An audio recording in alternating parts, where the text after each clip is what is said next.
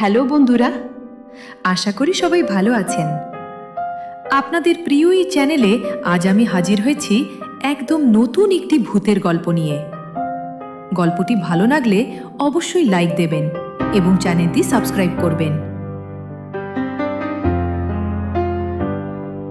নিঝুম নদীর কান্না।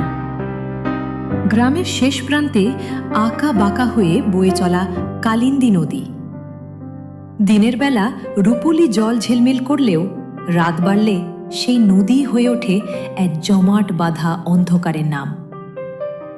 গ্রামের বৃদ্ধরা বলেন, এই নদীর তলে এমন এক জগৎ আছে যেখানে সময় থমকে দাঁড়িয়ে থাকে।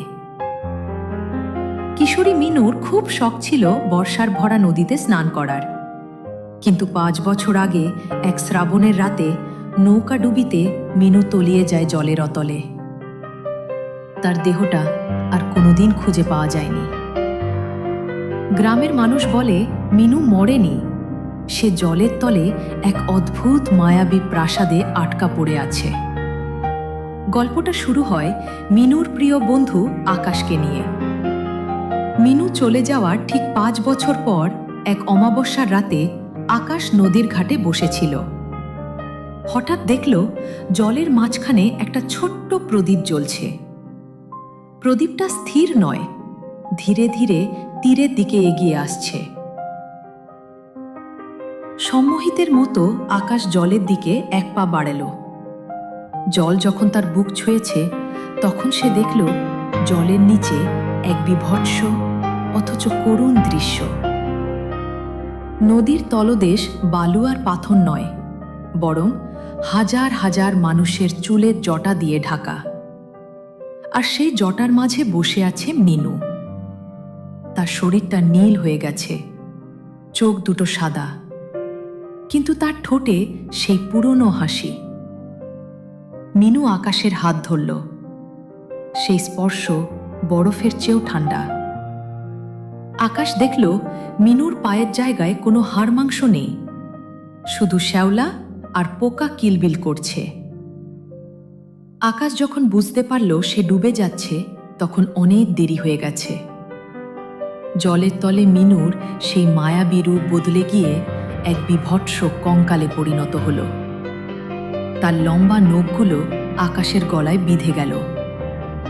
ওপর থেকে দেখলে মনে হবে নদীর জলে কেবল কয়েকটা বুদবুদ উঠছে, কিন্তু জলের গভীরে তখন এক অতৃপ্ত আত্মা তার একাকিত্ব মেটানোর জন্যে নতুন এক সঙ্গীকে টেনে নিচ্ছে। পরদিন সকালে গ্রামের মানুষ ঘাটে শুধু আকাশের গামছাটা পরে থাকতে দেখল। নদী তখন আগের মতোই শান্ত, যেন কাল রাতে কিছুই ঘটেনি। শুধু জলের নিচে সেখানে হাজার হাজার কণ্ঠস্বরের এক অদ্ভুত গঙ্গানি শোনা যাচ্ছে। তারা সবাই মিনুর মতো একইভাবে এই নদীর তলে তলিয়ে গেছে। বীভৎস সেই রূপান্তর, মিনুর যে হাতটা আকাশকে আদর করে ধরেছিল সেটা এখন আষ্টে পৃষ্ঠে জড়ানো কোনো অক্টোপাসের সুরের মতো শক্ত হয়ে গেছে। আকাশের চোখের সামনেই মিনুর নীল হয়ে যাওয়া চামড়াগুলো খসে পড়তে লাগলো।